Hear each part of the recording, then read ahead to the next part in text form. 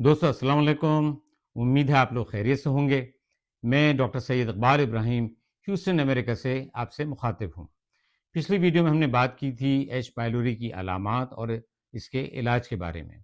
आज की इस वीडियो में पहले हम बात करेंगे कि वो कौन सी ऐसी ग़िज़ाएँ हैं जो एच पाइलोरी के मरीज़ों के लिए फ़ायदेमंद हैं, और इसके बाद हम जानेंगे कि वो कौन सी ऐसी ग़िज़ाएँ हैं जिनसे आपको परहेज़ करना चाहिए।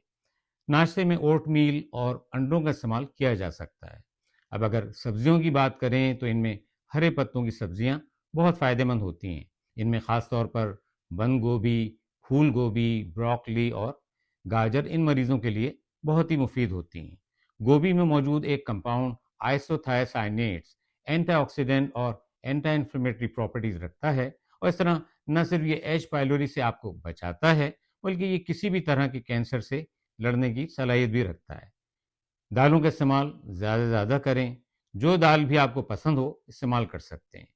प्रोबायोटिक्स इस मर्ज़ में बहुत बड़ा रोल प्ले करते हैं। ये ऐसे बैक्टीरिया होते हैं जो कि हमारे डाइजेस्टिव सिस्टम को हेल्दी रखते हैं और डाइजेशन में मदद करते हैं। इसकी बड़ी सोर्स दही है। अगर ग्रीक योगर्ट मिल जाए तो क्या बात है।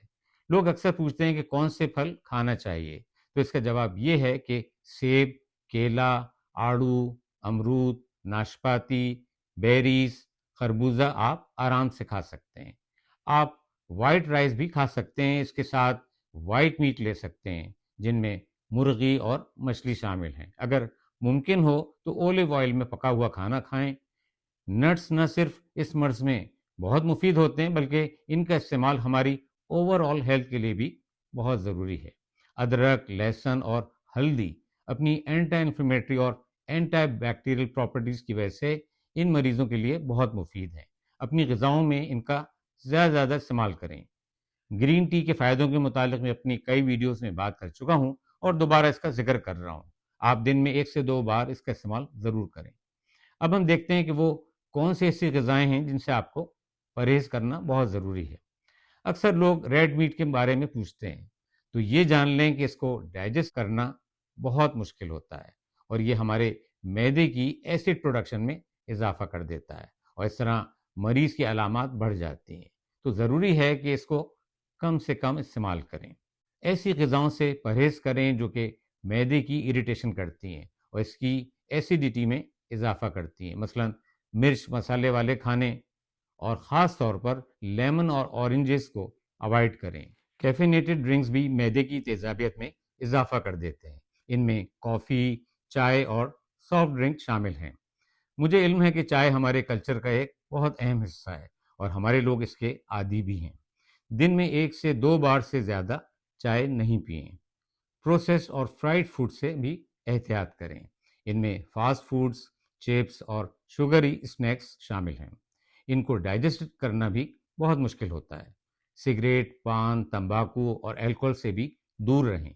ये न सिर्फ अलामात में इजाफा करते हैं, बल्कि ये हीलिंग में भी डिले करते हैं। इसके साथ साथ कुछ अहम टिप्स का जानना भी आपके लिए बेहद ज़रूरी है। जब भी खाना खाएं, एक साथ बहुत ज़्यादा खाना ना खाएं, बल्कि अपने मील को कई हिस्सों में डिवाइड करें ताकि मैदे में इरिटेशन ना हो। पानी का इस्तेमाल ज़्यादा से ज़्यादा करें और दिन में 8 से 10 गिलास पानी ज़रूर पिएं।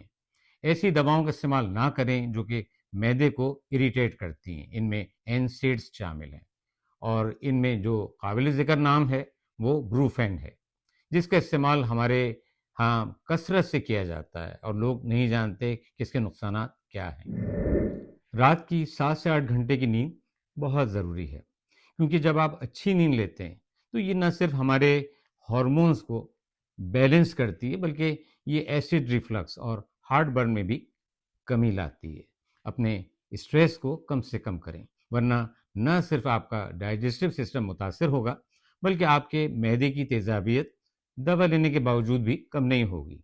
ये बात जानना बेहद ज़रूरी है कि आपकी दवाएं, आपकी ग़िज़ाएं और जिन टिप्स का मैंने यहाँ जिक्र किया है, ये तमाम मिलकर ही आपको इस बीमारी से निजात दिलाती हैं। दोस्तों, उम्मीद है ये वीडियो आपको पसंद आई होगी और इससे आपकी मालूमात में भी इजाफा हुआ होगा। अगर आप समझते हैं कि ये एक मालूमाती वीडियो है, तो इसको अपनी फैमिली और दोस्तों के साथ ज़रूर शेयर करें। اب اجازت دیں، اپنی صحت کا بہت خیال رکھیں۔ زندگی رہی تو انشاءاللہ اگلی ویڈیو میں پھر ملاقات ہوگی۔ خدا حافظ۔